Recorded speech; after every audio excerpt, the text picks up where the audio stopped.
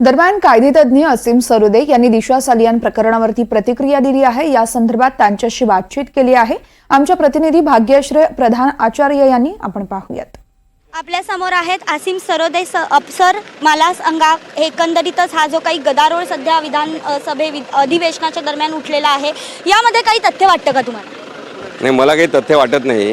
राजकारण त्याच्यामध्ये आहे, राजकारण मायनस करून काही राहत असतील सत्य आणि वास्तव, तर त्याच्यासाठी सगळ्यांनी उभं राहिलं पाहिजे, कारण महाराष्ट्रातल्या कोणत्याच मुलीवर अत्याचार व्हायला नको। पण सर, काल तिच्या वडिलांनीच ही केस दाखल केलेली आहे पुन्हा एकदा, त्यामुळे जर वेळ आली तर तुम्ही त्यांना मदत करणार का? कशा पद्धतीने तुम्ही त्यांना मदत करणार? ते माझ्याकडे आलेत, मी केस खरी आहे का ते तपासून वगैरे ते सगळे कागदपत्र बघून त्यांना जरूर मदत करू शकतो, कायदेशीर मार्गदर्शन मी त्यांना करू शकतो। तर सुप्रीम कोर्टाचा असा काही नियम आहे का, जर आरोप झाला असेल तरी सुद्धा आरोपीला अटक करा, असं काही?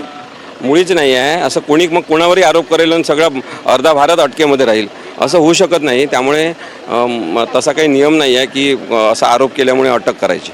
यांच्या भूमिकेवर प्रश्नचिन्ह आहे, काय सांगा? नाही, नितेश राणेंबद्दल मी सांगू शकतो तुम्हाला की आत्ता जे विनायक राऊत साहेबांनी केस दाखल केलेली आहे, त्याच्यातला मुद्दा हाच आहे की तुम्ही जेव्हा संविधानाची शपथ घेता तर कलम 164 भारतीय संविधानातलं कलम 164 त्याच्यामध्ये स्पष्टपणे काय सांगितलं आहे की शपथ राज्यपाल काय देतात की मी कोणाबद्दलही द्वेषभावना न ठेवता काम करीन, मी भेदभाव कोणाबद्दलही करणार नाही, मी कोणत्याही प्रकारे तेढ निर्माण करणारे वक्तव्य करणार नाही, राष्ट्रीय एकात्मता कायम ठेवीन। मग आता या नितेश राणेंच्या कोणत्या वक्तव्यातून तुम्हाला असं दिसत नाही की ते नेहमी बोलतात तेव्हा राष्ट्रीय एकात्मतेला बाधा पोचवतात, समाजातली एकता खंडित होईल, समाज धर्म जातीच्या नावाने भांडेल, अशा प्रकारचेच वक्तव्य करतात। जाहीरपणे ते सांगतात कुडाळच्या सभेमध्ये की मी जे काही शिवसेनेचे असतील म्हणजे ओरिजिनल शिवसेनेचे उद्धव ठाकरे गटाचे, त्यांना मी निधी देणार नाही।